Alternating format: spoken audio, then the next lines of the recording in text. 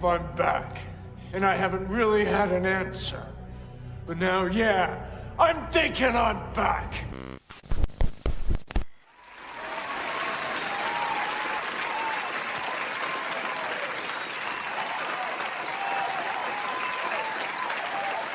Let's go.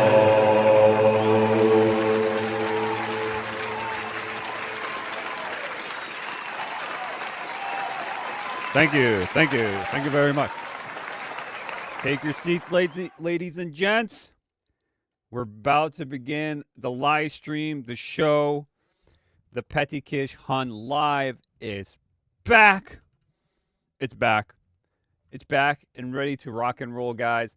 There is a lot to talk about today, guys. Happy Friday, everyone. Everything is A-okay, hopefully. Hopefully the stream is doing well, guys, because you know me, I always have problems on the stream. There's always some sort of problem on and off. You know, it goes, the stream goes on and off, meaning, you know, the internet is unstable on my side. So yeah, that happens a lot. But yeah, today there's going to be a lot to talk about. I pretty much took off a long time, guys. If you've been on the channel, I took a long time. I got burnt out pretty much. I had internet issues, all sorts of things going on. And I just literally took it off. I took pretty much like a summer break, I would say. But I've been coming back a little bit here and there with live streams. I did upload a new video. But I'm coming back to the groove of things, but also I'm doing other things in the background. So it's been very hectic here and there. But it's just like, if for some reason, I think it's because there's just so much to talk about. There's so much topics and so much going on that I just literally couldn't keep up with a lot of things. So what I'm doing is actually moving forward, guys, since, you know, we're chatting here right now in the beginning. I'm going to try to just put out videos as I can, going through stuff, but I'm going to try to do it depending on how I feel at the moment, I would say, or how I am passionate about this topic or anything else in general, or making these edited videos I usually do sometimes, like with maybe like a top 10 or some sort of videos like those. I know those do pretty well in here too. But yeah, we're getting really close, guys. So if you like what I do here, please like the stream. You know, sub on here, please. I'm one away from 200. It's insane. I'm 199 subs right now. I just need one person. If you could like the stream and sub, you would be awesome. And let me know in the chat if you're the one that actually did that, because that would be pretty sick. I definitely would be appreciative of that if you could do that, because there's a lot of topics today to talk about. I'm sorry if I was late a little bit, because what was going on is I just had to go to the bathroom. Straight up, let's be honest here. I really did have to go. I got coffee right here, and I was like, oh, shoot. I got like 5 minutes to go. I got to go now. There's no time. I got to go now. You know that feeling when that happens? Yeah, it wasn't good. It wasn't good. God damn! Oh my God! Hey, yo, what the fuck? I really had to go. So it's like like you're about to go live on stream and you're like, oh, dude, I gotta go right now. I can't do this. I can't do this right now, kind of deal, you know? But yeah, I had to go. That's the brain fart. So yeah. So yeah, there will be videos and live streams. Now, with live streams, it's gonna be interesting, because right now, I had my co-host Pogimi, and he's doing things right now in the background. He's doing stuff in general. And I don't know if we're going to be back with the After Dark special like we did on Mondays. Um it depends on situations. There's different timings as well with me. So, I'll just let you guys know. I'll post it on here so you guys know. Also follow me on like Twitter or /X. I also talk things there if you need to know about things. But usually I'll post it here on the YouTube posts so for you all to know what's happening pretty much with everything. If there's going to be a live stream, if there isn't going to be a live stream, if there's a new video up, if, all that stuff pretty much. And then you guys know everything that's up. Anything else I'm trying to think of? There's a lot of things here. The topics I have today, since I missed like almost 2 months, to be honest, like there was a lot of stuff that happened, like with just pop culture, movies, entertainment, gaming, all sorts of things. I started coming back. I did that Gamescom thing, which was interesting. There was a lot of cool games on there, but also in the movie side, I want to talk a little bit about that too, but most of it today is going to be gaming, I would say, with that. So, yeah. But, yeah, there was a lot of things that happened with the Cracker Barrel thing that happened. They changed the logo, and people didn't like it, so they switched it back. That was crazy. Or with the Sydney Sweeney, I've got great genes ad for American Eagle. That one went crazy, and it absolutely dumbasses on the internet went crazy for that. And yeah, when people hate on things, people are interested to actually sometimes it's like reverse, to be honest, like a domino effect. When people scream and shout and are actually aggravating and annoying, people would actually do the same and actually do whatever they're saying that don't do, they're going to do it. Like kind of deal. That's like how it goes sometimes. It's mostly just common sense, to be honest. When people see these, these SJW, or you want to say, I guess, woke people out there that are screaming, don't get this, because Sydney Sweeney's jeans is racist, you're a bigot for doing this, blah, blah, blah, blah.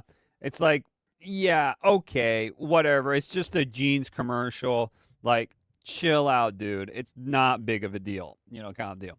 But yeah, we're not going to go into that too much, but I know that was a huge thing that happened, and the Cracker Barrel thing. A lot of interesting things. We got Superman and Fantastic Four pretty much flopping. I would say Superman might have done a little bit better than Fantastic Four, but it is what it is. We're going to see that, a little bit of that. The Superman flop, the movie flop of the summer, or I would say the mid-summer, because it feels like a lot of these movies felt very safe and mid. So we're going to be talking about that. And then a lot of gaming stuff, because gaming right now is pretty insane what's going on. There's a lot of games that are coming out, a lot of things to talk about, especially with the Gamescom stuff that happened. Just tons and tons of topics here, guys, to talk about. Yeah. So me blabbering about all this stuff here and there. Where's my, there we go. Like and sub, guys, once more, if you could, please. I'm getting so close. I can feel it. I'm getting so close, guys. I need that sub. I need that one sub to make it to 200.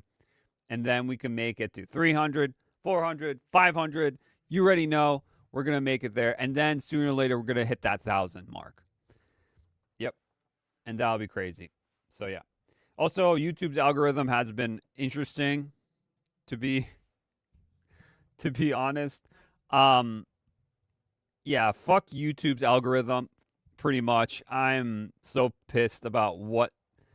So, you have people, that come here and sub and all this. And I know there's people out there that come back and watch my live streams and videos, which those guys are the real MVPs. You guys are awesome. I thank you so much. But for some reason, I got people on here that like my stuff and then they don't watch my live streams or they watch it later in the replay, which is fine, I know people have things to do in their own separate times. That's true. But, it'd be nice once in a while if people would just hop in. Even if you're just lurking in the background, I wouldn't care. That would be awesome too. If you're lurking, that still helps. But please, at least if you're lurking, leave a like or a sub on here or something. Because what I've noticed on YouTube, I'm telling right now, that just clicking on the video as a view does not really count.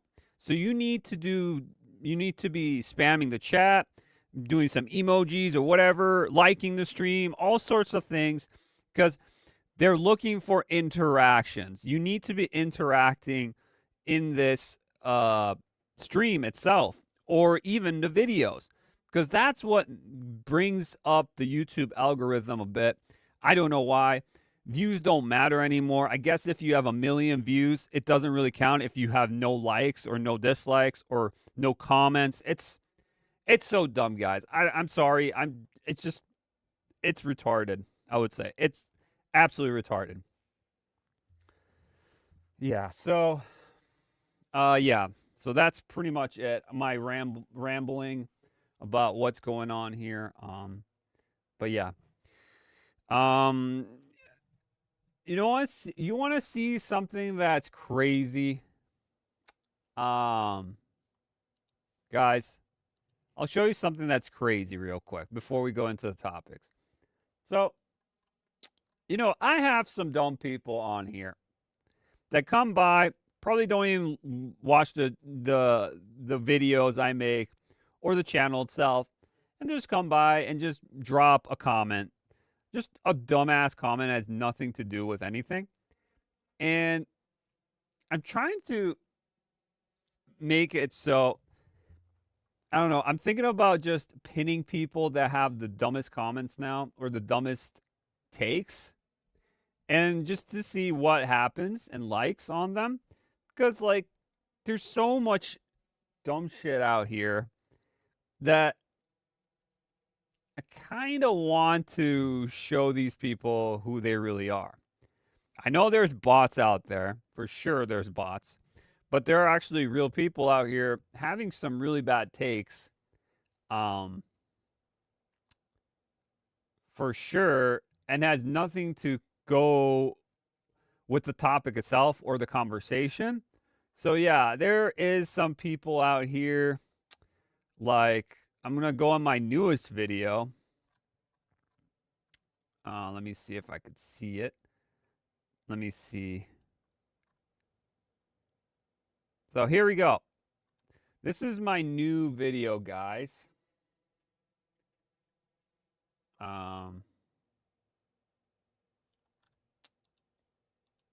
Okay. It's been a while, guys. So this is my new video, guys. And this is the comment section for the Resident Evil remakes I was doing. I don't know what the heck's going on. Why is that one zooming in? I don't know what's going on, guys. I don't know. So this person here, don't do anything with this person. If you want to, you can. Just, tell it how it is. I never say harass or hurt anyone. Please don't do that. I never want people to do anything bad to other people. But I did have to point out him because he was being a little dumb here. He says, stop talking shit. So I was talking about Resident Evil 0 and Code Veronica might be getting remakes. Okay. And I just gave you my opinion. I read articles like I usually do. I give my opinion.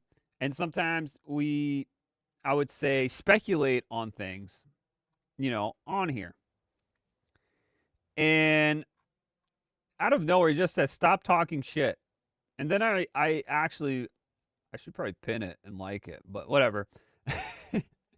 And he's like, and then I said, this comment brought so much to the topic conversation, so much added value. And then I do the laughing emoji, tears out.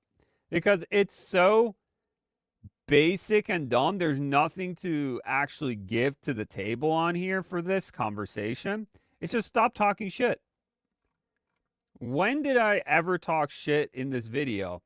I said there's points like in Resident Evil, especially, there are parts where people, some people like the remake, some people don't. That's actually a fact. There are people that don't like remakes, some people don't. You don't have to like, not everyone likes the remakes. Not everyone likes the originals. That's just how it is, guys. There's two different types.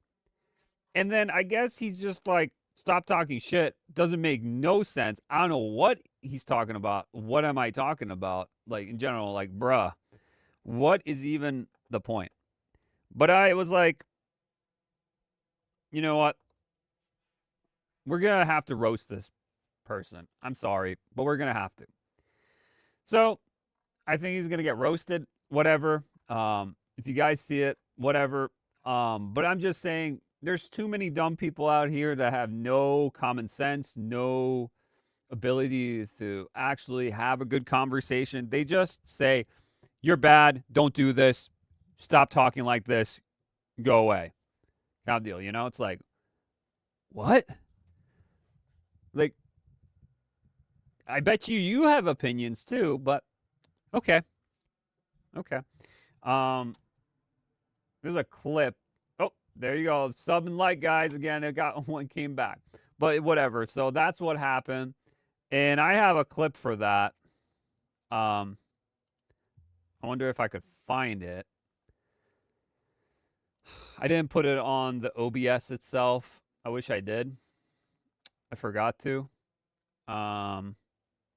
But if I get more dumb comments like this, I think it's funny to actually look at these people and just like have a good laugh or two on them because how dumb this is.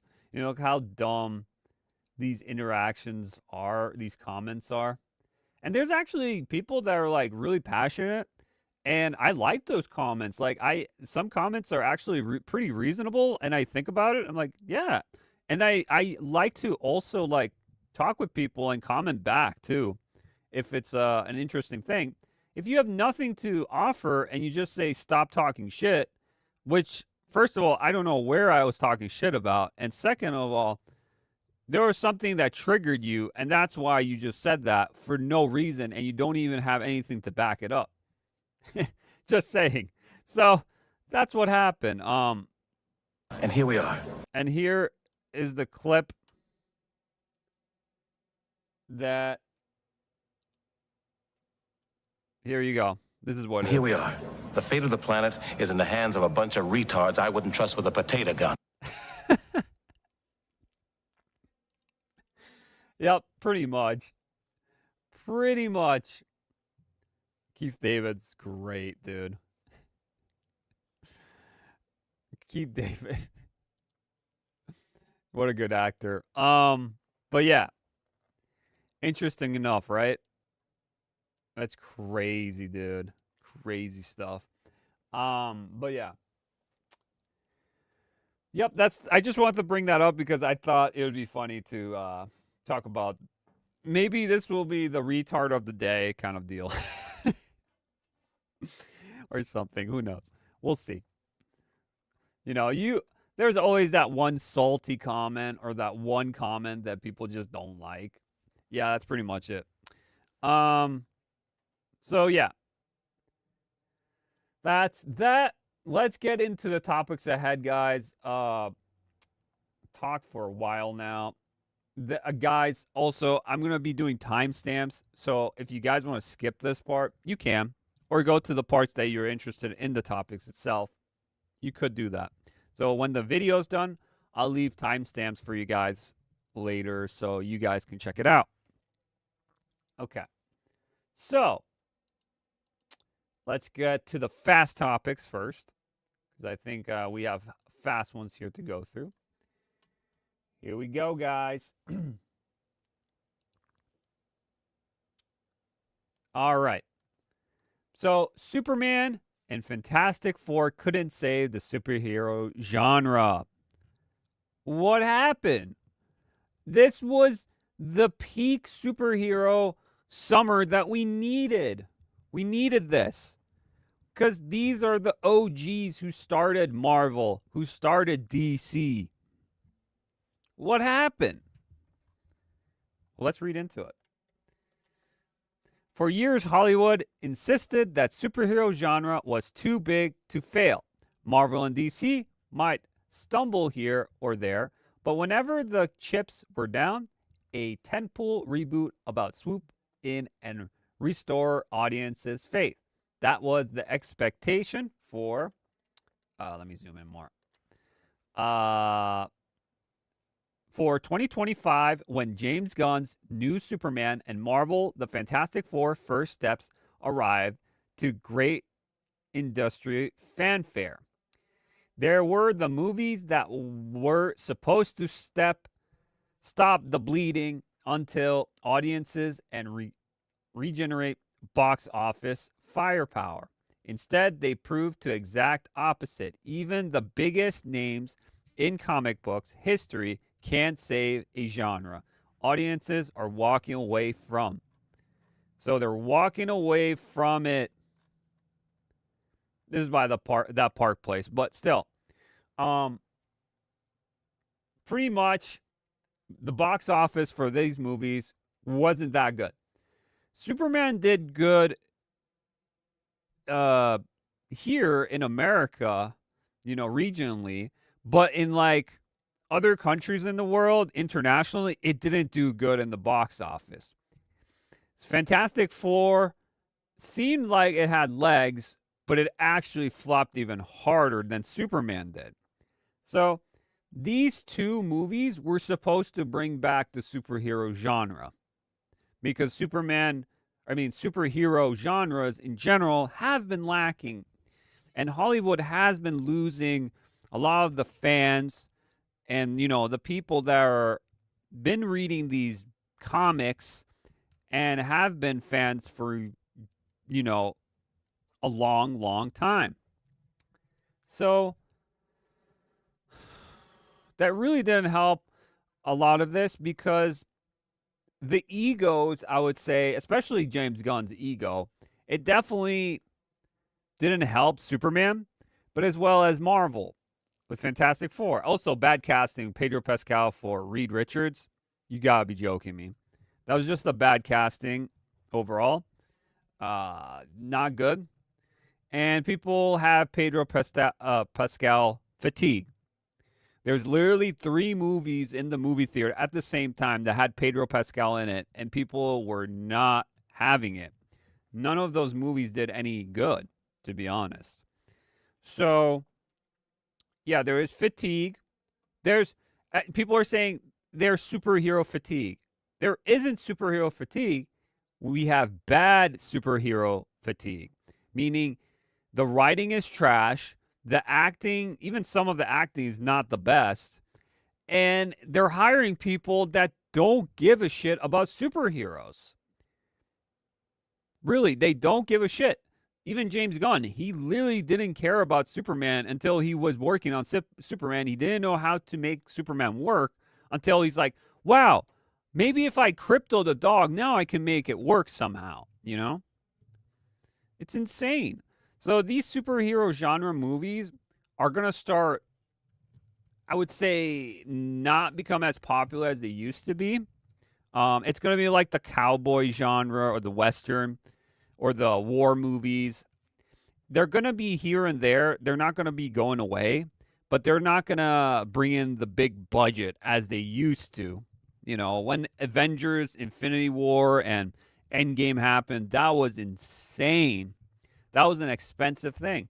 And now we have Doomsday coming up, as well as Spider-Man, the 4th Tom Holland Spider-Man. I don't know what's called. I forgot. But I think Spider-Man's going to do good.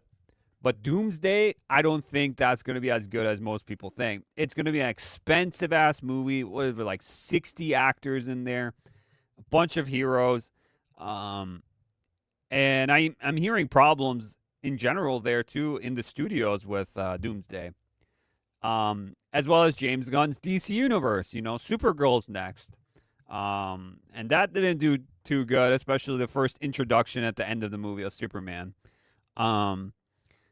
as well as Peacemaker season 2's out, and that's also not doing so good either. People are not enjoying it. So yeah, the superhero genre, I think it's time for the superhero genre to just take a break, I would say. Take a break in the movie genre of superheroes. I'd be okay with more animated kind of cartoony animation, serious, kind of like X-Men 97. I'd be okay with more heroes, like superheroes. More, it has kid-friendly but also adult themes in it, I would say. That would be a perfect balance in between. But yeah, these movies did not do good. Freaking Weapons was doing better. That Zach Kreger movie, that thriller horror movie, Weapons. Yeah, that did better than any of these would. It's crazy. How crazy that is. And now we got that K-pop demon Hunter Slayer, or whatever it's called, and that's like popping off like crazy now because people are, I guess, enjoying that in some way. I don't know. I'm not a big thing about K-pop. I really don't care about K-pop, but I can recognize and see it for what it is, and I guess people are resonating with that more than this, to be honest. So, yeah, that is the superhero genre. I didn't think the superhero genre would last this long as it did, but it feels like I think the time is to pass the torch and do something else with superheroes, or take a break and actually understand your fan. Or the best thing they could do is hire fans. How about that? Hire fans, people that are big comic book fans who enjoy the source material. Hire those, to do the job. I'm telling you, indie is going to take over all of like Hollywood and everything. Indie space, independent movies, they're going to go crazy. That's what they're scared of, because the independent movie creator has more creativity and less budget, and they're going to be making bank back. Watch. That's all it's going to take. It's all it's going to take for that to be good. Okay. Let's talk about more stuff here. So, let me see here. So, let's talk a little bit about Silent Hill F real quick. So, Silent Hill F officially announces English voice cast. So I thought this is all going to be Japanese at first, but then we found out there was actually an English cast for this too. And it's a bunch of Final Fantasy and Nintendo voice actors. That's pretty much it.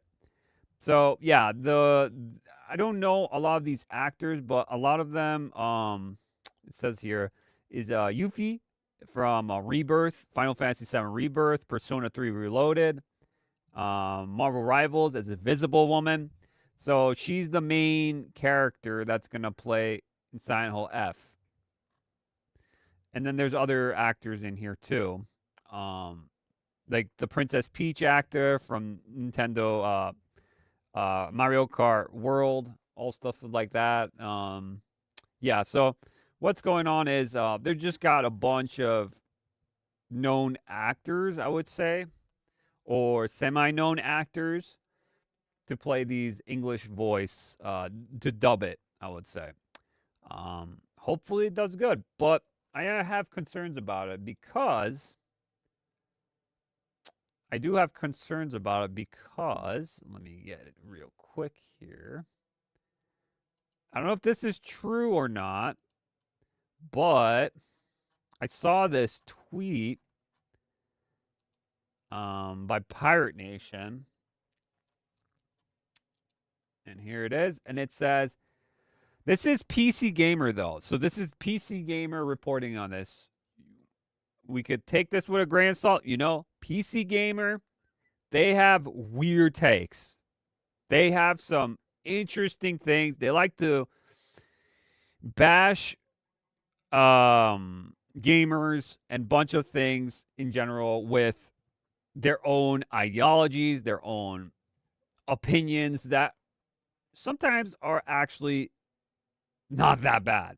Sometimes there's good opinions from them, and sometimes there's actually very, very trash opinions, and they get ratioed hard.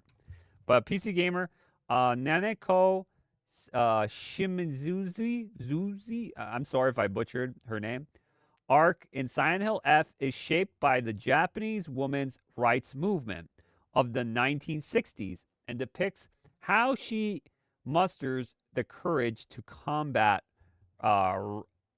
repression she encounters. Oh boy. Oh boy, here we go again. We have to put our messaging in here. No!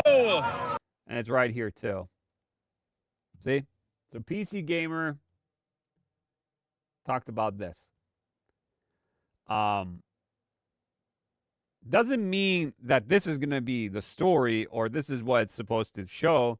It's just PC Gamer finds something when playing, and then they're like, oh, we got to put this in. This is what it probably means. When in real life, maybe it means something else completely different, but for some reason, they like to go with this narrative. So, very clickbaity, I would say. They like to do these things to piss off people, and I wouldn't be surprised if this is fake, but they like to trigger people, I would say. It's a trigger warning, which we're going to get into trigger warning because there is trigger warning stuff in Metal Gear being weird. But yeah, kind of interested about that. So, as well as, Silent Hill F is going to be kind of like a Souls-like, which is going to be interesting because now it's more combat heavy with weapons, but also you got to run away. There's durability, all sorts of things with that with Silent Hill F. So yeah, that's happening. I am skeptical when Silent Hill F comes out, but I'll keep my eyes peeled for that as well. All right. Next up, we got some Street Fighter 5 or no, Street Fighter 5. Street Fighter. We got some Street Fighter news for the new movie. So we got this first teaser of Cody Rhodes as Guile in the live-action Street Fighter movie. So here it is. This is the only pic. You could see he has the tall hair, flattened hairstyle already with the shadow. He has the commando pants, boots. I don't know. He has a jacket on for some reason. Still think that it should have been the Reacher guy who should have played Guile, in my opinion. We ready? Huh?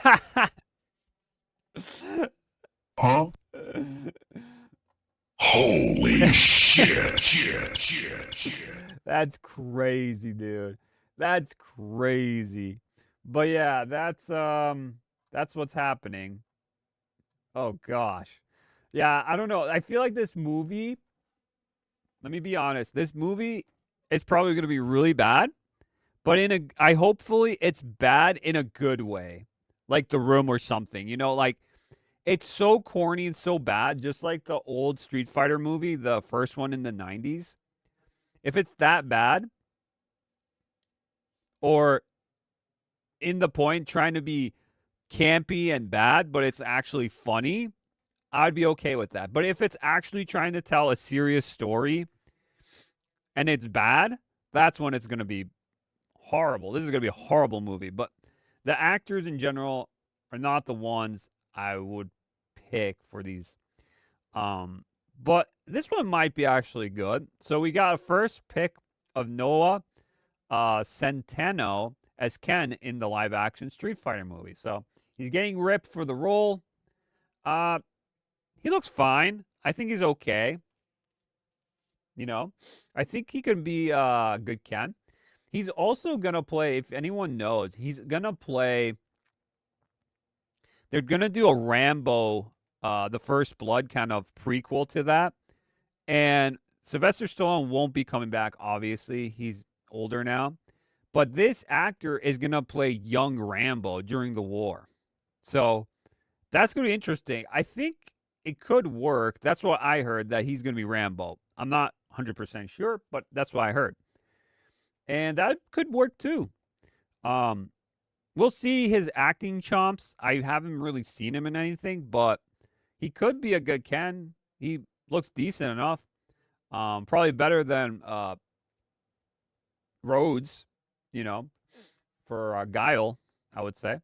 But also there is like pics with the actors doing stuff on the set. Look, it's Dan. He looks nothing like Dan, but okay, it's Dan. Andrew Schultz, he's doing Dan, but he's getting ready. If you see this, you hear this? He has Street Fighter music. And I think he's playing Street Fighter 4. Yeah, he's playing Super Street Fighter 4. He's getting ready for it. Sonic Boom! Hadouken!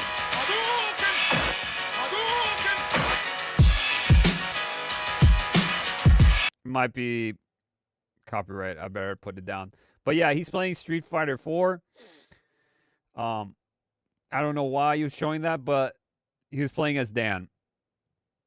And they're playing their characters from the game so they know what they are. Yeah, I guess that's pretty much it with the grin, but it just doesn't look like Dan, though. It doesn't look like it. I'm sorry. It just doesn't. I don't know. I don't know about that. But yeah, that's Street Fighter for you guys. I think I saw Chun-Li around here somewhere. He was here too. She was here too. Here they are. Some of them here. Chun-Li could be good. Chun-Li could be good. I think this is Vega. This is Vega, I think. But Chun-Li could be pretty good for this role. There's Dan training. But yeah. Street Fighter, Vega, and Chun-Li. They're probably going to be fighting each other, like in the Street Fighter 2 animated movie.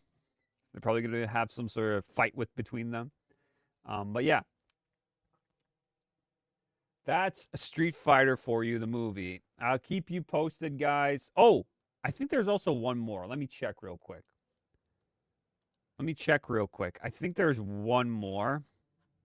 We also got, finally, M. Bison. Who's going to play M. Bison? And this is M. Bison. David Dasmichin. I can't say his name. Dasmachin has been cast as M. Bison in the live-action Street Fighter movie. So, this guy. He doesn't look like M. Bison at all. So, I feel like he's going to push over M. Bison. I don't know. We'll see. But it's the guy who played Polka Dot Man from The Suicide Squad. If you guys watched that, he was in that.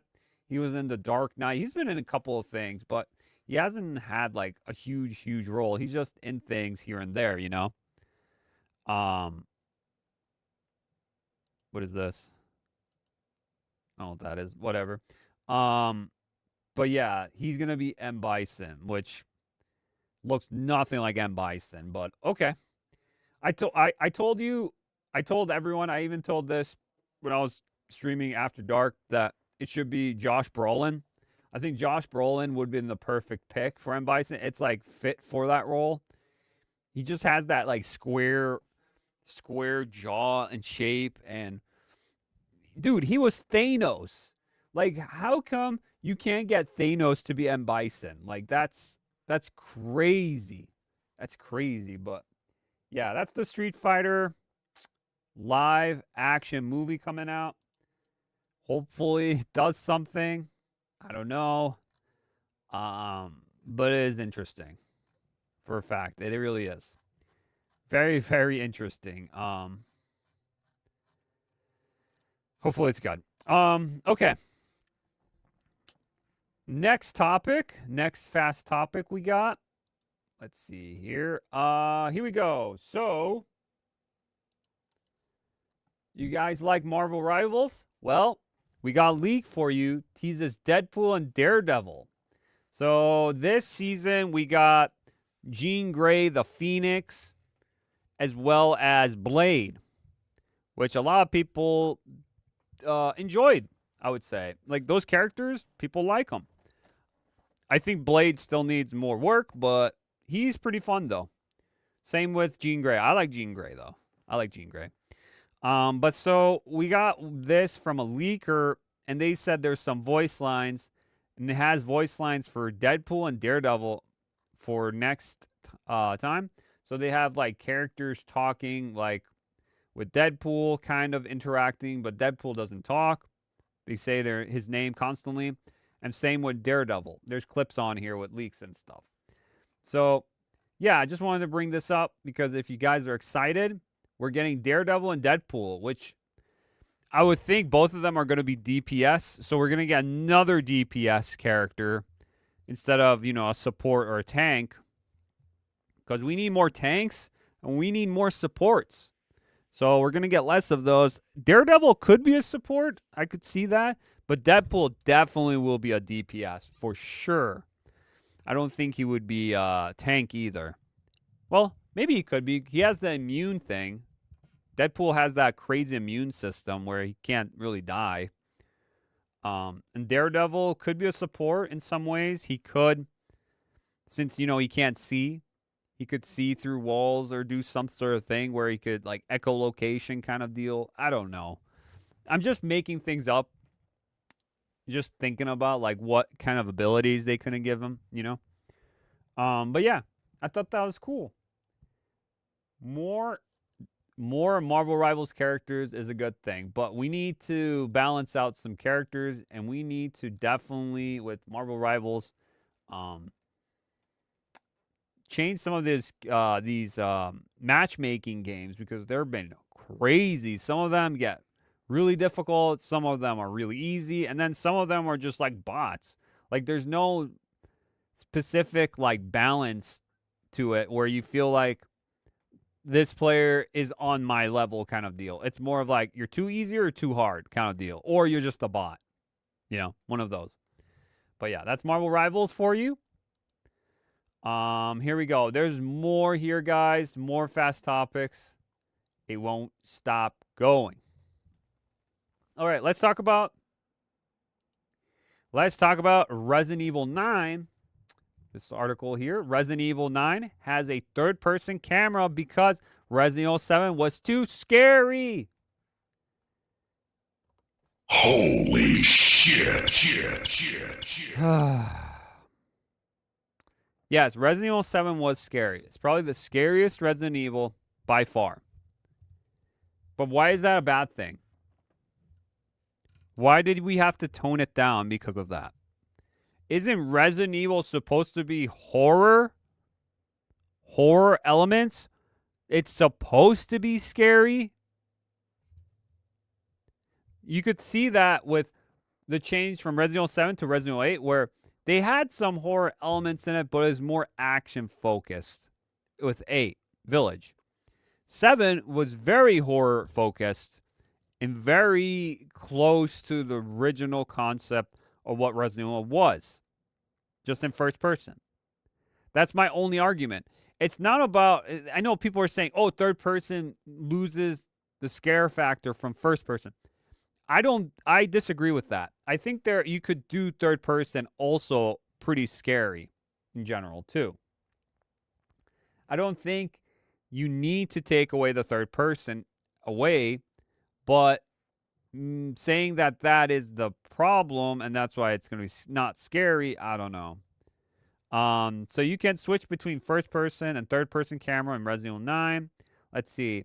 Looking back at Resident Evil 7's first person perspective, implemented that as a way to make it more immersive and more scary than ever before, which I think most media and players agreed it was incredibly scary game, but it was possibly too scary. Yeah, I want it to be scary. I want it to be scary because that's what makes Resident Evil good. The scare factor and the survival factor of it. That's why it's called survival horror. I think some people couldn't handle it and either couldn't finish or didn't even start it. And that's something that I look back on thinking that, I want to make sure that people can enjoy this game. So if you started the game off in first person perspective and you're finding it's too much, then third person is almost a way to steep slightly back from that level of horror and make it slightly easier to deal with by having the character on screen as a kind of avatar of yourself. It's not a character of myself. I don't see myself as Grace Randolph. Oh, not Grace Randolph. My bad. Hey, yo, what the fuck? Grace Ashcroft. I say Grace Randolph. I don't have that clip. My bad. I'm sorry, Grace Randolph. I don't see myself. I don't see myself as that character. I just see myself as moving forward, trying to survive, and go through the path I need to go to continue the story. That's it. That's my only problem with Ethan. I thought Ethan in the beginning was such a bland, plain character. I didn't really feel too much for him, besides being a father figure, helping his wife and his daughter. But besides that, I thought he was pretty basic. He didn't have that much characteristics. They kind of evolved them after in Resident Evil 8 Village a little bit. They gave him a little more character to him, but you never saw his face. That was the problem, I think. It was just the character. People wanted to play, as Chris Redfield, Leon Kennedy, Jill Valentine, Claire Redfield, even Rebecca Chambers, Barry Burton, all these characters that we've seen, before. And this new character comes along and we're like, okay, I'm fine with the new character, but he has no real good characteristics to him that much. But I think people grew over time with Ethan. I think he's fine now, but in the beginning, I think he was pretty bland.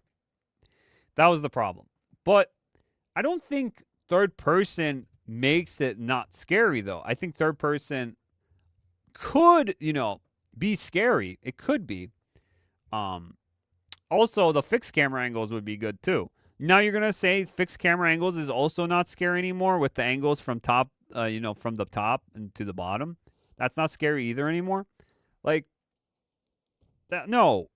You just have to have the perfect tone for it and the perfect, environment, perfect setting, all this. Everything has to give you that horror element to it. First person definitely probably does change a lot because you can't see your perspectives in different angles. So first person can be a bit more scarier. I agree with that in some ways, yes. But you could still make third person scary. That's bullshit that it's a little bit easier on you if you turn to third person. And I know that 7 was so scary that, a lot of even Japanese people that were playing it, they wanted to be toned down a bit more, which I'm like, I'd be okay if it kept that scare factor the same, at that limit being that scary. I think if people were hungry for some sort of horror basis of that, because PT didn't come out, the Silent Hill Kojima game, so they wanted something like that. So we got Resident Evil 7, and that itched that, game that people wanted to play, that horror game. So yeah, that's pretty much it. The creator, pretty much, director said that for this. That we need to tone it down because it was too scary. Dude, it's Resident Evil. It's always going to be scary. It has literally evil in it. The residents turn evil. Okay. Just saying there. Okay. What do we have next? Okay, I think this will be our last fast topic then. So, we got some bad news. Kojima has written the concept for Death Stranding 3, but he won't be making it. What do you mean he won't be making it? What do you mean? Huh? What do you mean? Well, this is what he said. Where is it? Hideo Kojima, I'm not planning to do that at the moment because the ending of Death Stranding 2 was my final of 1 and 2. But I already wrote the concept for Death Stranding 3, so I have that in data. I hope that someone will create it for me. So that's all you need to know. So he has the concept for Death Stranding 3, but he won't make it. Why won't he make it? Why is he not doing Death Stranding 3 then? Well, Kojima went to dive into the creation of Death Stranding 2, stressing that the COVID-19 pandemic threw a major spanner into the works, something that he was mentioned plenty of times in the past. In June, Hideo Kojima spoke frankly about his health and the future of his company, Kojima Production. He stressed that if he team tries to outright replicate his work when he was passed on, for the last few years, Kojima has been stressing accurate awareness of the fragility of life, showing a vulnerability that has made him more enduring, if nothing else. So this pretty much sums up that Kojima might have some sort of problem health-wise, and Hideo Kojima might not be with us on this realm, and maybe he will be passing away soon. So this is absolutely upsetting if this does happen. I played Kojima games for a long time. I was a fan of his work. Even though I know a lot of people that Kojima worked with, I feel like they had more input than Kojima did. Kojima was almost like, let's say, like he was the prop to becoming this big director, big game industry icon. And there were other people that helped Kojima along the way, for sure. But Kojima was, I guess, the main prop for all of this kind of deal. And then he got effed up. He got fucked by Konami. And then he left the company, started his new company, Kojima Productions, and then he started the Death Stranding series that he's doing. And then when COVID hit in like 2020 and stuff, he had issues, health issues, and I don't know what it could be. Maybe he has some sort of illness.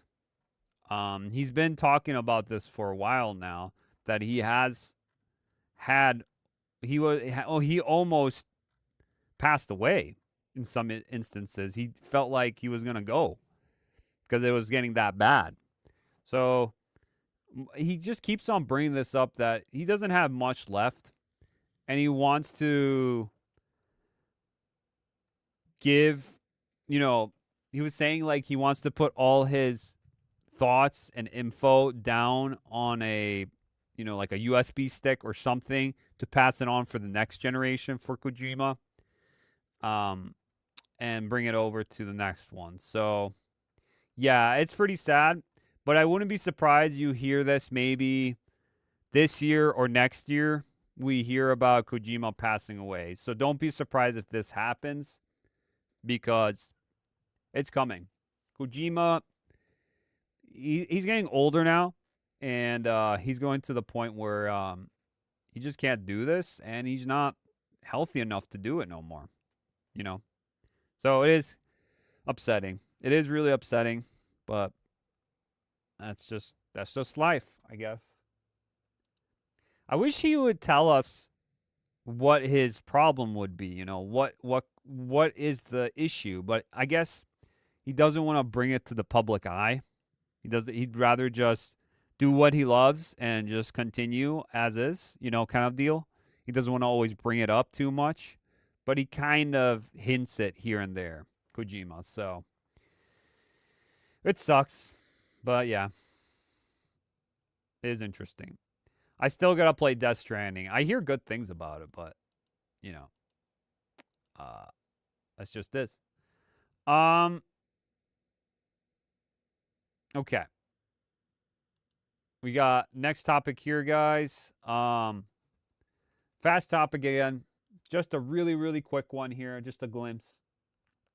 I'm on Metacritic, and here are the best reviewed games of the year. So if you're looking forward to like Game Awards or the real Game Awards, these are the top, let me refresh the page. Maybe it changed. Let me refresh it real quick. Okay. So these are the top games that right now could win Game of the Year or be nominated for Game of the Year, I would say. So we got The Legend of Zelda. So The Legend of Zelda Wind Waker or Tears of the Kingdom and Breath of the Wild are here, but those are not newer games. Okay. Probably because they upscaled them or upgraded them on Switch 2. That could be it. But obviously, Claire Obscure Expedition 33 should be here easily and probably will win Game of the Year. If it's not, I would be really surprised if it doesn't win Game of the Year. That game is phenomenally good. Really good. There. And then we got here Blueprints. Don't know anything about that one. Split Fiction. Oh, yeah, I heard about this. This could be Game of the Year 2 material. Yeah. This did really good Split Fiction. It was that co-op, the two women, the fantasy and sci-fi going together into the world, and it's like a co-op adventure game. Yeah, that could work. Donkey Kong, the Banana Maruza, whatever it's called, the Switch game. Yeah, I could see that too. Anything that appeals here? Death Stranding 2. Yeah, I hear a lot of people saying that could be easily Game of the Year as well. And to be honest, if Jeff Keighley, he's good with Kojima, it could win Game of the Year. It could. It could. What else is here? The Talos, Principle, Kingdom Come Deliverance 2. Yep, that could be 2. Sword of Sea, Monster Hunter Wild. Monster Hunter Wild was pretty good in the beginning. People liked it. And then they beat the game. And then people found out that this game wasn't as good as older Monster Hunter games, as well as PC performance. People that play on PC got fucked hard by Capcom. So next time, I think Capcom really needs to look into PC performance, because most of your audience now are PC players. So you're going to need to build on PC and build lower it down for consoles. That's just a fact. I know a lot of game studios do is they do it from the consoles first and then they go to PC. And that's why PC gets the shittiest ports sometimes. But if they start with PC and maybe lower down to consoles, it could work better in that situation. Because consoles are becoming PCs. So PCs are just a more beefier, tech than consoles. So yeah, that could work. Or you could be doing the same at the same time. You could be doing the consoles and the PC port at the same time and see if they work together in some way. But for some reason, it's not happening. Shinobi Art of Vengeance. Wow, really? An 87 Metacritic. Holy cow. Okay, so Shinobi, I did play the demo for this, and I did enjoy what I played. It's really good. The art style, the action, combat, the 2D side-scrolling, all of it is top-notch. Mwah! So good, guys. I wouldn't be surprised if this wins for best indie or something, best AA game too. I don't know what. But this one definitely deserves something for sure. It's really good. This game just came out like a few days ago. So, what else here? I'm looking. Xenoblade, really? 87 Metacritic score. The Xenoblade X game, the one for Switch, really? Okay, so it's a good port. It's a good port. Okay. Street Fighter 6 still up here. Still up here. Mario Kart World. Oh, it's going down now. Still an 86 though, but it's still going down. Sea of Stars DLC. Okay. Let's see the second page. Darun, Citizen Sleeper 2, Age of Mythology. Oh, here's Metal Gear Solid Delta, Snake Eater. It's up here. We're going to be talking about that. An 85 now. Okay. That's crazy. Yakuza 0. Lies of P DLC, Kirby, Cyberpunk. Yeah, these are some older games, though. Is there any newer games here? Oh, Ninja Gaiden's here. Ninja Gaiden's here, 39. The 2D side-scroll, I played this, too. This one's really good, too. This and Shinobi are the best of the year for side-scrollings. They're the best. Hands down. System Shock 2, the remaster or remake. That's cool. That's cool. Bravely Default. Doom, The Dark Ages, really low. It's almost 50. Let's see the next page. I want to see top 50 at least. Okay. Yeah. Okay. It's going down now. Okay. Yeah. That's pretty much it. But yeah, Claire Obscure has this. Expedition 33 has this in the bag, I think. If I wouldn't be surprised if it wins Game of the Year. But when the end of the year happens, I'll do a little thing if like games that I enjoyed or liked or I tried out, you didn't hear about. I usually do that at the end of the year kind of deal for games, movies, and all sorts of things, and TV shows. I do that. So I might talk about that too. We'll see about that. But yeah. That is crazy, though, that, like, Metal Gear is 29 now. I think, like, a few days ago it was, like, top 20, but now it's 29, so probably went down just a little bit. But it's crazy what we see. We still got, like, Call of Duty, Black Ops 7. We still got, like, Silent Hill F coming out. We got Battlefield 6 coming out. What else? What else is coming out? A bunch of like horror games, I think, in like October. I don't know what else, to be honest. Metal Gear is the one I was the most hyped for, but I don't know. So that's pretty much it for year games that are coming. Yeah. Okay. Let's get to the next one here, the big topics now. We're going to get into the big ones here, guys, okay? The big boys. Let's talk about that real quick.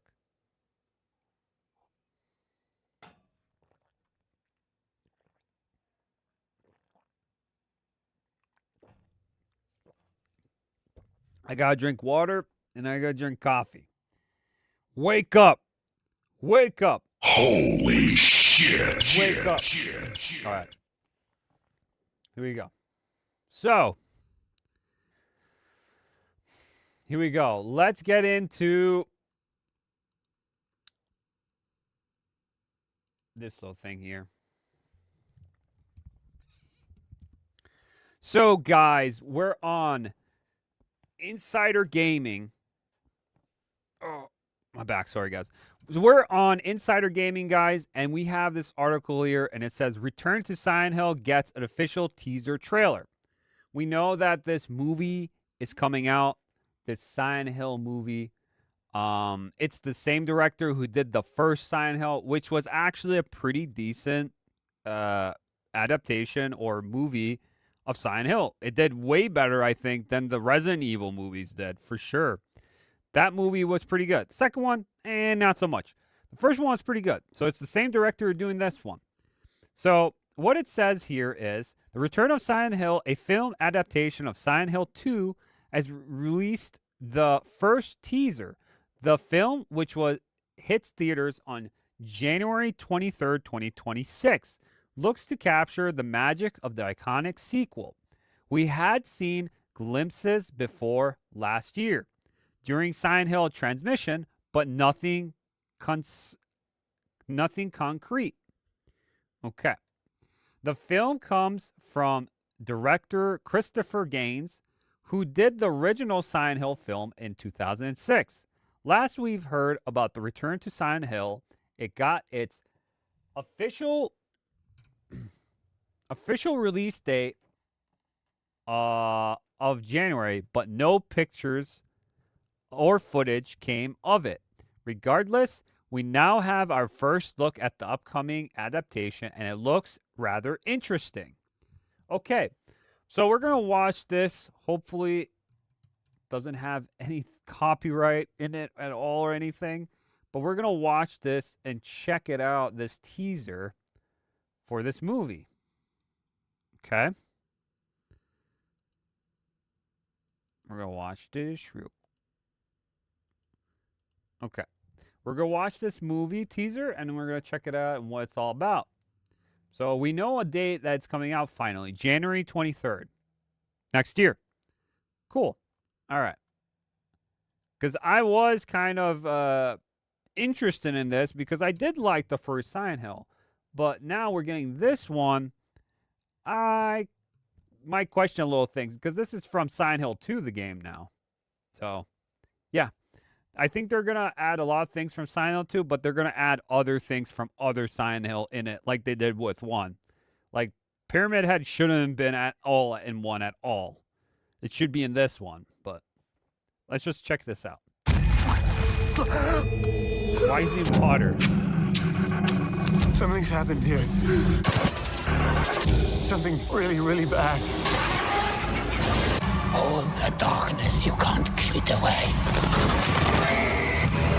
Please don't go any further.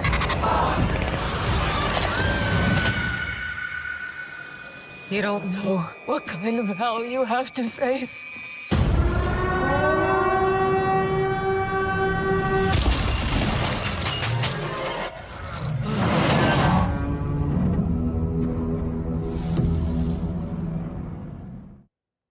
Okay, so how do I feel about this? So far it's okay. It's fine. I think the James actor doesn't really look like James Sunderland. He doesn't look like him too much. I saw pictures of also what's her name? Maria. She looks a little weird too. I highly recommend you guys checking out the fan one called James. It's like a Letter to James Silent Hill fan film. I'd highly recommend that one. I think that one has a better Maria, better Eddie, and a better James actors. And it's very, very short, but it feels like the essence of what Silent Hill could be done right. This one feels a little too much here and there with there's a lot of things going on here that are not from the games, and it's a little different, here and there. Yeah, they're going to do their own thing, I feel like. Well, they're going to have their things from Silent Hill 2, and then they're going to have things that are from other Silent Hills, I would say. But I don't know. It could work. It could be still a good movie, but could be a faithful to Silent Hill 2? Probably not. But it could be still a good film. Not saying it might not be. Continuing, in the trailer shown above, we got a brief glimpse into the world of Return to Silent Hill. As the film as adaptation of Silent Hill 2, though the trailer doesn't seem to indicate that, the plot remains the same. Protagonist James Sunderland, played by Jeremy Ivrin, goes to the eerie town of Silent Hill after receiving a letter from his recently deceased wife, Laura. Laura? What the? I thought it's Mary. I thought Maria. Wait, Laura. I'm confused. It's not lore, I think. That's already that already confuses me already. I thought it was Mary. Right? Oh my god, I don't even know. What follows is a bit too spoily, but it does involve gross monsters, and of course the iconic pyramid head. It looks like it may not be a direct adaptation, as there are a few things not from the games in it. However, it is a teaser, so expect more of a concrete plot come the full trailer. Silent Hill 2 is widely regarded as one of the scariest games of the generation. Last year's Blooper Team and Konami released the remake, blah, blah, blah. Yeah. So, yeah, the remake of that with Silent Hill 2. As you know, Silent Hill 2 is a fun game, the remake, but it loses the essence of Silent Hill. It's toned down. That's the problem. It's toned down a bit, so it's not as scary, or it doesn't have that emotional impact like I think Silent Hill 2 original did. That's my feeling of that game. It's not a bad game. It is bad performance-wise. It got better over time, but performance still was pretty bad on PC when I played it.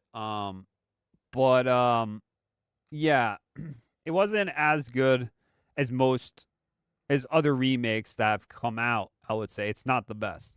Hopefully, Blooper Team does better with the original Silent Hill game, but I have no doubts that I have no excitement for it. Besides, they're making it cool.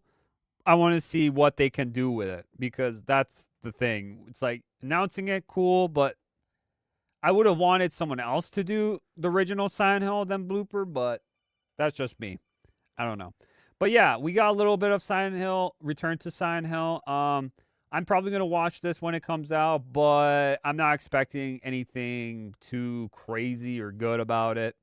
I'll see it when it comes out. I'll see how it is, all that sorts of things on this movie. But yeah, let me know what you guys think. Let me know what you are excited about. Let me know in the comments below. Thank you so much for watching. And I'll see you soon. So yeah, Silent Hill. So what I'm doing, guys, is I'm pretty much, if I do make videos now, I'm going to clip it through the live stream and then upload it on the channel. So you get more videos. If you don't want to watch the live stream, you can just watch the little clips. So I'm trying to make it a little bit into that kind of format. Don't know if it's going to actually work out, but that's what I'm trying to do.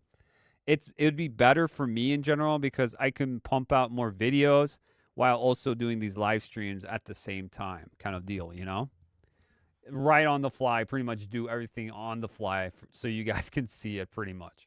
But who knows? We'll see. We'll see about that. We'll see about that. All right. All right, here we go. Next topic. This one is actually hype for me.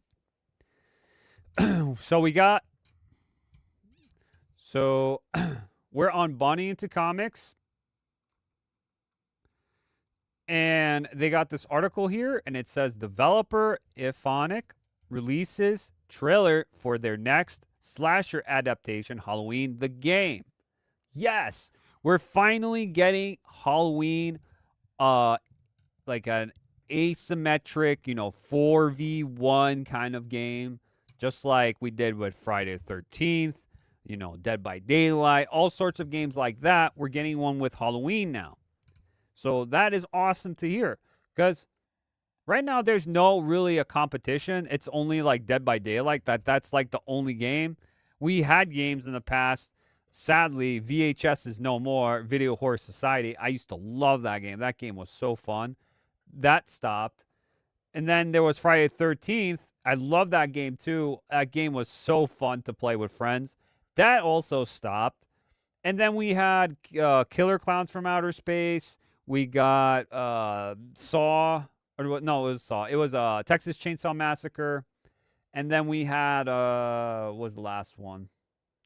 I can't think of it, but we had a bunch of them at once. All these kind of games, IP, film IP, slashers, and characters and stuff. In these, and now we're getting the OG, the first ever, the modern, well-known slasher, Mike Myers and Halloween. We're getting it finally. The best one, I would say probably the best one. To be honest, he's the best one. The boogeyman himself. So, I want to see what it talks about here. Let's see. So, developers Ilphonic and Gun Interactive announced their next joint endeavor into the world of asymmetrical gaming at Gamescom in Germany last Wednesday. An adaptation of John Carpenter's immortal 1978 slasher Halloween, only for Ilphonic to release a trailer for it following day on YouTube, giving fans a taste of the evil that's coming to their homes in 2026. My guess, 2026 it comes out, probably October time during Halloween. We get a Halloween game itself. So yeah, it's going to be interesting. It's going to be great because it's taking place on the first Halloween movie. So 1978. That's awesome. Yeah, it's pretty cool. In partnership with Campus International Pictures, Further Front, and John Carpenter's taking his rightful cut as producer, this immersive stealth-based horror will take place back in the town of Haddonfield on Halloween night in 1978. The night Michael Myers came home, it will feature single and multiplayer modes. So if you're not into multiplayer asymmetric game modes and you just want to play a nice single player game, so they're going to have a story mode or a single player mode to play against. We don't know if it's going to be bots, or just bots and you play like in the multiplayer, or is it going to be a little bit more oomph to it where it's more of a single player experience, maybe like a story driven story with that and other things in the background to do. So that is good because a lot of these games that come out that are just multiplayer focused, when the servers get shut down, this game is completely gone. It can't even live or do anything because it's just gone. The servers get shut down. So the only way you can play these, if you have fans of this, game, make their own servers, own public servers or own private servers in some way, because then the game will be gone and no one can play it. That's the problem with these games. You had that with Friday the 13th too. I have the game. I can't play it privately, but none of my friends, if they didn't get the game, we can't play together. And that game is super fun, and I really enjoy playing that game. That game is really fun. It's a good, fun time. Even though it's kind of broken, I still have a fun time playing with it, So yeah, single player is a nice way to balance it out, I would say. To have something for it, besides multiplayer. Going to options to either don the mask and move through the shadows with wearing bloody havoc on Illinois town, or to reverse the role and spend the entire night running from the knife-wielding shape of shaman. I don't know what that is. As Michael, the symphony reads, players wear the mask, becoming the boogeyman, and stalk innocent residents with reckless obsession, utilizing a nightmarish array of abilities. Michael leverages shadows and stealth to satisfy his bloodthirst. This doesn't mean Haddonfield is going down without a fight. Frightened townsfolk will call the local authorities and even fight back when threatened, in it receiving Michael to avoid detection. Okay, so this one is going to be try to run away and survive or wait till the night. This one's just going to be, you're going to have to get the authorities to contact or these NPC characters or call the cops to help you fight Michael. And when Michael sees the authorities, he has to go into different areas on the map so he doesn't get caught, kind of deal. So if Michael gets caught, the survivors survive, win the game. If Michael kills everyone, then Michael wins the game. Okay, that's cool. It could be a cool concept. It could be really well done.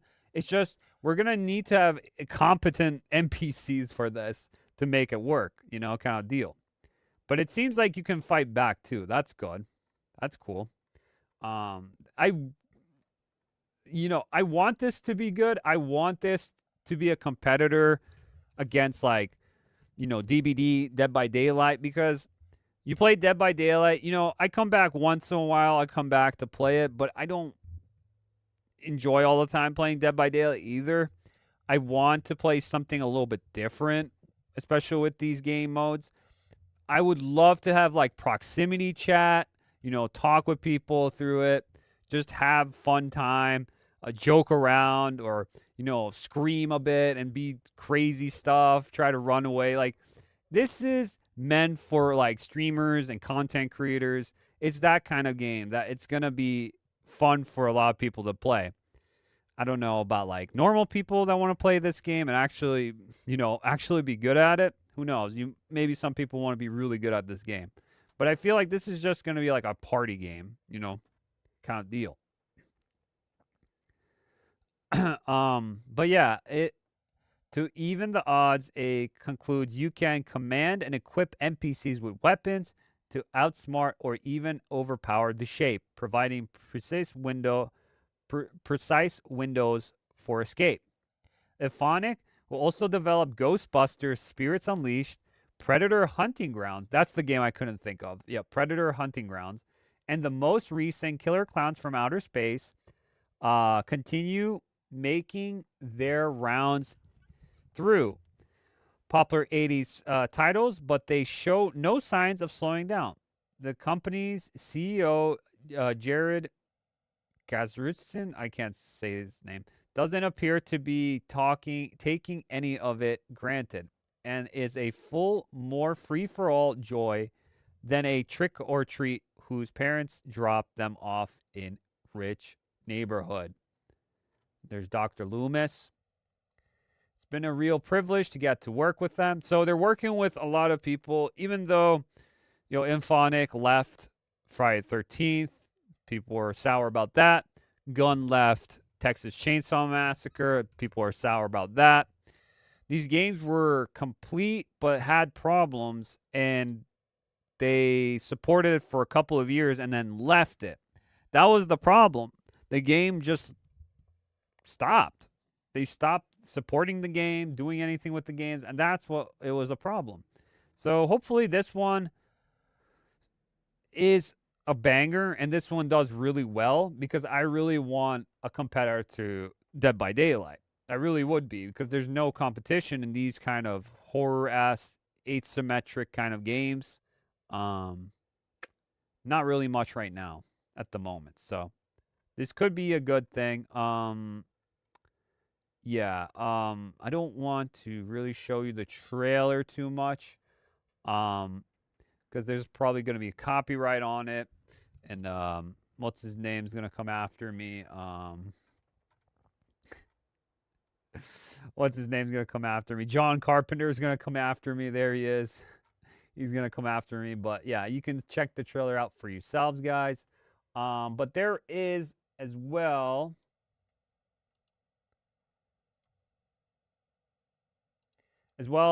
We got more news about it too. So we got Nick Castle providing motion capture as Mike Myers in an all-new Halloween the game. So the OG man himself, who played Michael back in 1978 or whatever the movie came out, is going to play and capture Mike Myers. That's insane. Holy shit. He's not a young fella, that's for sure, but that is so cool to see. The OG himself capturing to be Mike Myers. That's really cool. And we got more scenes here, more pics. There you go. There's Michael house. That's Michael's house. So I wonder if people are going to try to go to Michael's house. Maybe there's some sort of thing to go there for that maybe can overpower and beat Michael in some sort of way, the house itself. But it's really risky if you go to the house. I could see something like that because that's like the Voorhees with Jason Voorhees' mom. You go to the cabin, you find the sweater, all the stuff you need to defeat Jason. They could do something like that with Michael in some way, I think. I don't know if you can kill him, though, but who knows? And there you go. In the room, Michael's here. That's pretty cool. It still needs work, you could tell. Some of the designs of these characters, especially the survivors, look kind of eh. Michael looks fine, I think, but these characters need some work still, for sure. There you go. More inside of houses, living room, outside of the house. This looks like some sort of attic. I don't know. What is this? Michael's there. Michael's coming through. They're running. Yeah, that's pretty cool. Yeah, this is cool. I'm digging it. And look at this. We got Dr. Loomis in the game. Look how he looks, dude. It looks just like Dr. Loomis. I wonder if Dr. Loomis is going to be kind of like Tommy Jarvis was when you called him in and you have backup in Friday the 13th. I wonder if Dr. Loomis will be that character where he comes in and he's like, "Children, go behind me. I'll protect you, children. Michael, stop." And he shoots, kind of deal. He has like a couple of bullets there he can use, like maybe like a bullet or two, to defeat Michael or stun him while they run. I could see that. That would be pretty cool. "Children, stand behind me." Like kind of deal. That would be so cool. Yeah. Yeah, that would be so cool. I don't know. I'm hyped for this game. I definitely will keep my eyes peeled for this game. Let's see. Can I play this? Let me put this down a bit. I'll just play in the background while I talk here, guys. But yeah, this. All town. Yeah, he did a really good job. I don't want to copyright, but you hear Dr. Loomis talking about it and all that. It's awesome. I can't wait to try this out. I definitely will pick this if I can day one. Hopefully there's no any issues or glitches or any problems, which it's aphonic and gun. There's probably going to be issues, but I hope this is a new, banger hit. I really want this to be good. Halloween is an awesome IP. Ever since like a few years ago when I watched they like rebooted Halloween, I wanted to play a Halloween game so bad, but they didn't have any Halloween game. So I had to play Dead by Daylight because it had Michael and Laurie in it. And that was it. And I was like, damn, I really want just a Halloween game to play. Because I really was in the mood after watching the movie to play like a Halloween game. And I was like, this is right up my alley. I want to play this right away. It looks so cool. I really want to check this out. And it looks like even the logo, oh, this is so sick, dude. I can't wait. Single player and multiplayer horror experience coming in 2026. Wishlist now. That's awesome, dude. That's so cool. That's crazy. I'm so hyped for this. Hopefully it does good. I hope it does, but you never know with this. You never know with this company. But a lot of people are working together. They're all getting all these companies together to work on this project. So hopefully it does well. It really does. I hope so. So yeah, thank you so much for watching, guys. Let me know in the comments below what you think about this whole thing for Halloween the game. I'll see you all soon. Oh, that was the wrong one. Sorry, guys.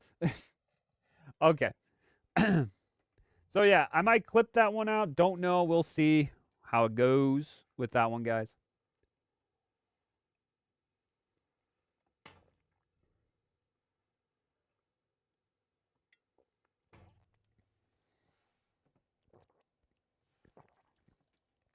All right, guys. Let's go to the final topic for today.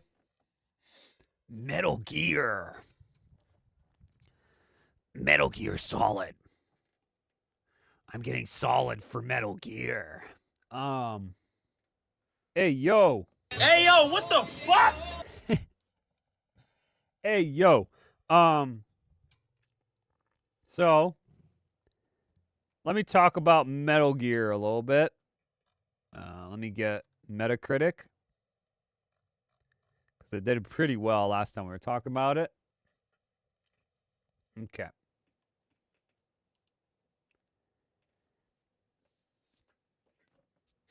All right. So here we go. So Metal Gear Solid Delta Snake Eater, the remake for Metal Gear 3, has finally come, guys. And I have to say, it's doing really well. Really well. We could see it right now on Metacritic. I think this is PS5. We got to see all platforms. PS5's 85. Xbox doesn't have it. PC's also an 85. So we got those. And it's doing really well. So, see here. It's doing really well, but there are some issues with the game itself. I've played Metal Gear yesterday when it came out. I did play it. I played it up to the prologue, which is the virtuous mission, and then right into Snake Eater. Up to that part, I played it. And I have to say, it's pretty good. I don't have the best PC, so I had to lower a little bit my graphics, but it runs actually pretty smooth if you get the perfect options for your PC itself. I have not had any crashes. My PC hasn't gone crazy over it or anything. It's been doing pretty well in general, which I'm surprised because Unreal Engine 5 is pretty shit performance-wise. It always has problems. I had problems with Silent Hill 2 remake when it came out. That had so many problems. But this one, it seems like they built it first on PC and then consoles later. So consoles are getting the worst right now with a lot of dipping here and there. But for PC right now, it's smooth 60, it feels. 60, maybe it goes down to, higher 50s. But there's not many options in general yet on PC. Could be added to it. But there's a couple of reviews already out for this game. It's doing really good. It is doing really good. It is, if you ask me if this was one of the best remakes you ever played, or one of them, I would say yes. It's 1-to-1. It's what we want, and it adds a little bit more to it. Doesn't change the story, doesn't alter things. It's not a reimagine, it's a faithful remake. And that's what we want. That's what fans of Metal Gear want. If you're looking for a reimagining, a different story, but the same concept, this is not what you're getting. You're just getting a 1-to-1 game as is. This is a game I would highly recommend anyone playing. If you're a Metal Gear fan and you're new to the Metal Gear franchise, definitely pick this up, because this is the one that will make you love Metal Gear, because this is the beginning of the story for the franchise. In total, this is the beginning. So, it's an important part of the story. It plays really good, and they're added new styles to it. Basically, they made the controls more modern, and it feels better.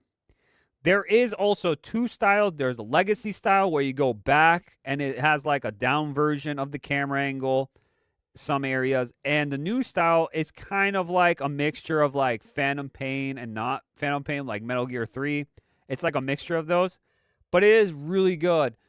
A lot of things there that they added was just like a third-person camera's perspective when shooting, when you're silencing or doing stuff. And then you can also go into first person so you can aim even better. They have all of that. It's so good. Like, I just couldn't stop playing. I wanted to play more. And the story is high peak. It's peak. It's so good. Nothing needed to be changed because it's so well done and so well put together. It's one of the it's one of my favorite games of all time for sure. It's up there with Metal Gear Solid 1 as well. I really enjoyed it. So I enjoyed what I played. I will be playing more of this for sure. But if I had to put this on the list of my favorite remakes, it would definitely be up there.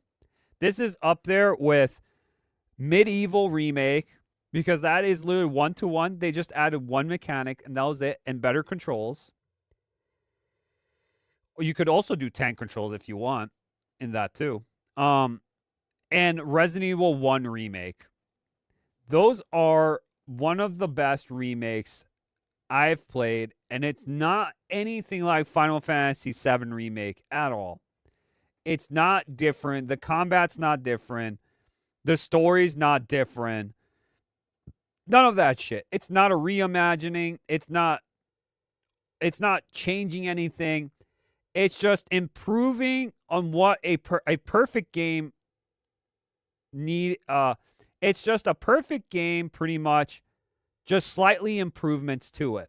That's how I describe this game. So now this is the perfect version of Metal Gear Solid 3 Snake Eater. This is the perfect version. You really don't need to go back and play the others. This is the best version you're going to get of the game that you need to play. This is it. This is it. This is straight up the best one. This is it. And it does everything. It's fan service. It has everything that we want out of a remake. This is how you make a remake. This is not how you do like that Dead Rising remaster, remake, deluxe edition, whatever, that literally censors everything. No, it doesn't censor anything. It's perfect. It has everything we want. Nothing's censored. Nothing's taken out. Nothing's... everything's the same we know. Movement to shooting to everything's the same. It's so good. So good. Trust me, I highly recommend getting it. But there are people out here that don't like it. But I feel like a lot of people like it, to be honest. Let's see, what's this review? 100 from Griffnity. Creating masterpiece is no easy. Recreating a masterpiece. Yeah, because this is remade from the Unreal Engine. 1-to-1, every scene.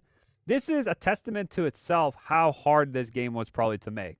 A 1-to-1 recreation. Even Resident Evil 2 couldn't do this. The remake. No, it couldn't even do this. They had to change some things around here and there. It's still the same story, pretty much. But they changed some stuff here and there. It's not like, characters are here at this section. No, they moved characters around. Did different things. Yeah, so, but with Metal Gear Solid Delta Snake Eater, Konami has delivered a new, flawless remake of one of the gaming's greatest titles. This stunning recreation built in the Unreal Engine 5 retains the iconic story, superb voice acting. Yes, they reused the same voice actors. Hell yeah. They got David Hayter in there. And memorable soundtracks of the 2004 classic, while modernizing the graphics and controls. And that's all we wanted. That's all we wanted. We just want modern graphics and better controls. That's it. Simple as that. We don't want you to change the gameplay. We don't want you to change the story. We don't want you to make it too easy for modern audiences. Journal mode, as I say it. We want it to be as we remember. And that's what it is. And then you look back at it, the 2004 one now, and you're like, wow, that's crazy. This is this now? Holy moly, that's a big improvement. By staying true to the original vision and adding new accessibility features, yes, this remake is the definitive way for both veterans and newcomers to experience the genius of Metal Gear Solid 3. Hell yeah. Love to see it. Love to see it. What's this one? Well played. 60. Why is he giving it 60?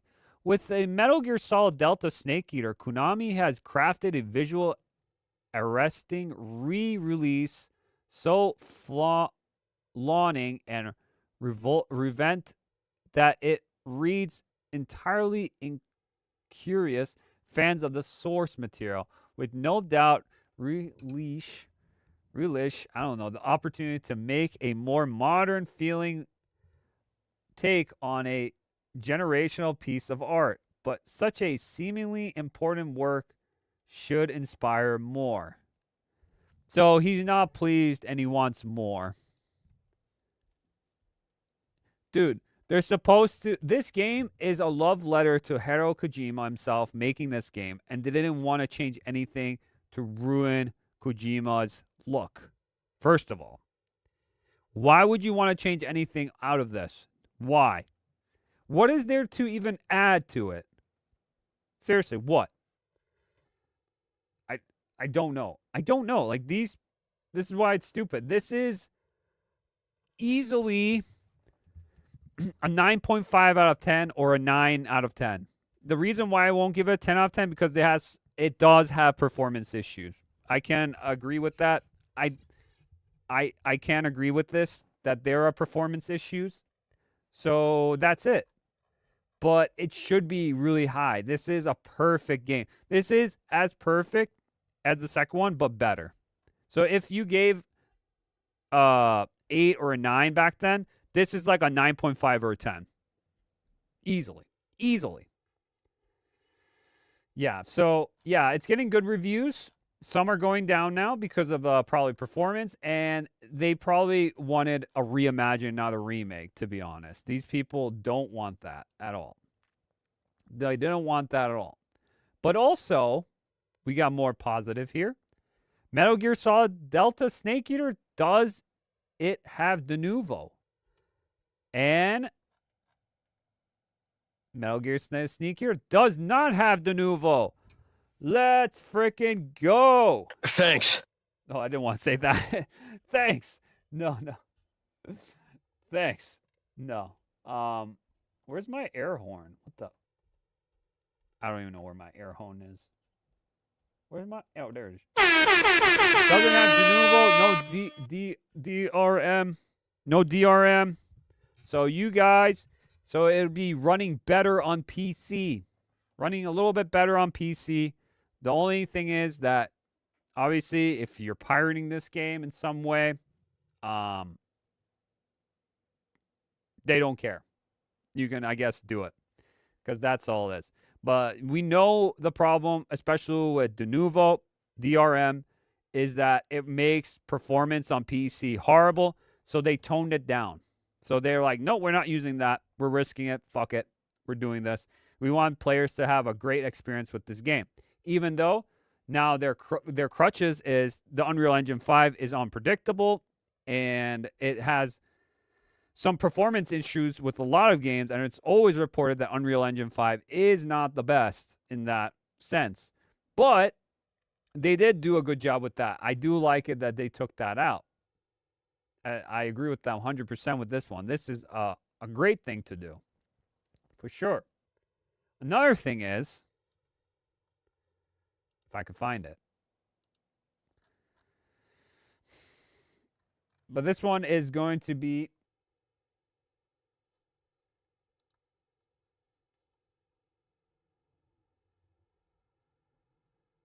This one's a little bummer. So when I start up the game, of course, you're going to have a trigger warning. Because why not? They had this with the Tomb Raider remaster where they said, oh, we do not condone this kind of issues or this kind of thing happening in this game, blah, blah, blah, blah, blah. You know, it's just dumb shit. Because you can't take it because this can't be happening in modern time, blah, blah, blah. You know, stupid stuff like that. So here is this thing that comes up. You get trigger warning for Metal Gear, and it says, this game contains expressions and themes from the original version which may be considered outdated. I don't think so, but okay. You know, 1964 is a little different, and to be honest, that's how people spoke. That's how people acted. Just saying. But okay. And have been included without alteration to preserve the historical context in which the original game was made and the creator's original views. Players' discretion is advised. You know, it's not bad of a trigger warning, but it's still annoying. It shouldn't be there, kind of deal. I don't really care for it that much. You know, it's fast, whatever. I skip it. But why does it need to be there, to be honest? Because people are going to be triggered by things they don't like. You know, they don't like Eva showing her breasts pretty much, like seducing Snake in some way. But also, they don't like bare, naked-chested Snake. They don't want to see the Communist Party attacking, you know, Volgan, doing this thing, torturing people, you know, all sorts of things. You know, Japan has a law, you know, for all that stuff, you know, probably too. But, like, they don't want to see all this stuff. You know, the torture scene, all that things, because it's the Cold War. There was stuff that happened like that. A lot of espionage happened during the Cold War. A lot of stuff happened. So this is just pretty much throwing in real stuff from that time, but also fantasizing it a little bit in some ways, you know? Closer to being real, but not real fully, you know, stories. But yeah, that could trigger some people online. I know people are like, I want a better one. I want the reimagining. Like, I want this story to be all about Eva. I want this story all about blah, blah, blah, blah, blah. Like, no one cares. We gotta make Ocelot black. Like, what the hell? Like, stuff like that. You know there would be some weird-ass people who would say that. You know. Come on. You know they would do something. They would say this is inappropriate. You know, kind of deal. You know they would do shit like that, of course. So that's stupid. And then we got also bugs already from the beginning with Konami addressing Metal Gear Solid Delta Snake Eater's launch issues. So we got some issues here. Performing an additional survival knife attack after completing a series of consecutive attacks to secure food may cause the game to crash under certain conditions. So I did this, and I launched the game on the day it came out. I don't know if I had an update or not. I don't know. And they're fixing it. They said they were fixing these issues. I did this, and the game didn't crash on me. So I might be the lucky ones with that. Removing the crocodile cap from the survival viewer while it is equipped may cause the game to crash under certain conditions. Pretty much crash for doing this. We're sincerely apologize for any inconvenience this may cause. We are fixing it as we speak. Pretty much Konami's trying to fix it. So what I think is the people that played it like 48 hours earlier when this came out, I think they were the beta testers for this to see if they can find any issues. And yeah, that's pretty much what they did with Silent Hill 2 Remake. They had the 48 hours thing, and then there were pretty much people saying this game runs like ass, it's not good, all this and that. They had problems with that. They fixed it over time, but this shouldn't be a thing, though. Like, I remember back in the day, you know, thanks to the internet now, we can just update and patch stuff and fix stuff and whatever. But if we didn't have that, like back in the day, you had the game fully complete. If it had the bug, that's the bug you're going to have. It can't be returned. It can't be, altered. It was it. That was it. But we're in 2025 now, and we shouldn't be having these bugs. Then this game needs to be delayed again for like a couple more months. If it's having these many problems, it shouldn't be, right? It shouldn't be. But see, I don't know. I'm not like a game designer. I know it probably takes a bunch of coding and a bunch of stuff to look into. I know for a fact that is probably a thing. Well, maybe now with AI, it could be a little bit easier on game designers now. But this shouldn't be happening. This shouldn't be happening. And Konami needs to fix this as soon as possible because this is one of their biggest franchise next to Silent Hill and Castlevania. They need to do something with this because Metal Gear is a huge franchise, and I feel like this game is doing really well, but the performance thing, just like Monster Hunter Wilds, it could get worse over time if it's not fixed. So, yeah, that's pretty much Metal Gear in a nutshell. This game, I highly recommend it. If you want to wait for a deep sale, I would definitely grab this. If it's a little bit too expensive right now because it's like $70-$80 for it. It is a little bit steep for the price, but I got it on a third-party site for PC. So you can get it there. That's where I got it, and it's a little bit cheaper. I got it for like $50, $50 or $60 because I got the deluxe. So it's a little bit cheaper. It's pretty much normal price it was like 8 years ago, I would say. Now everything's going up to $80, $70. Pretty much was like 50, 60, like 9 years ago kind of deal. That was like the normal price. So I got it for that much. But yeah, I highly recommend definitely checking this out. This is a must-play game. If you're a Metal Gear fan, this is a must for sure. You're going to play it either way. If you're new to Metal Gear, it's still, I would say, pick it up. Wait for maybe a sale if you want to get it, or do what I did. Definitely pick it up and check it out if you like it or not. Because if you like this, you might like the others in the future. And who knows, if this game does well and people start buying into it and like what they see, they said they're going to be happy to do more remakes in the future. We can get the next follow-up to this with like Peace Walker. I would love personally Metal Gear and Metal Gear 2, the very old ones, the 8-bit ones. I would want to see those remake into those somehow, or do another Metal Gear Solid 1, because I would like that too. That's Polygon, but they had Twin Snakes, but we really don't. Twin Snakes is okay, but I feel like it loses a little essence with a lot of action sequences and weird shit going on. But it's not a bad game. It's just I'd rather see 1-to-1 from the first Metal Gear, the first one kind of deal. Just, better graphics and better controls as usual, same thing. But yeah, we could see more of those. And then later in the future, we get probably 4 remake. That would be sick. That would be a little difficult. A lot of cutscenes in that one. And then, yeah. And then if you do like this game, you could still check out Ground Zeroes and Phantom Pain, Metal Gear Solid 5, because that one's still a really, really good game. If you check it out, it's really good gameplay-wise. That's probably the best one, I would say. Story-wise, not so much. But, yeah, definitely I would highly recommend checking it out. There are positives and there are negatives about it, but that's just how it goes. You got to balance out both ways. It's not all positive and it's not all negative. So, it's just how it goes, guys. All right. Yep, that's pretty much it, guys. Let me know what you think in the comments below. I thank you so much for watching, and I will see you soon. And I will be seeing you soon, guys. See ya. All right. That's Metal Gear for you.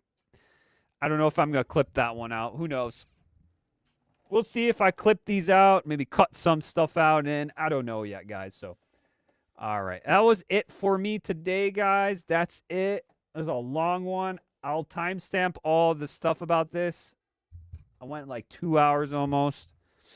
I'll timestamp all the parts I talked about today. And yeah, thank you so much, everyone, for watching, lurking, just liking, subbing, all the things on here. Let me check before what happens next. How's everything going? Let me check the stream real quick before we leave. It should be good. All right, it's good. It seems good here on my side. But yeah, let me refresh real quick here. Refresh. Yeah, but thanks everyone for coming, lurking, watching, and the real MVPs for rewatching this video. You guys are awesome. I thank you so much. You guys are the best. Thank you so much, guys. More streams to come, more content to come, guys. Like I said, no promises, but definitely I'll try to do as much as I can and see what I can do. I know this is a long one, but this is almost like it's a long one because I wanted to talk about all these topics, but also I want to talk to you guys and what's going on with the channel and everything, kind of deal.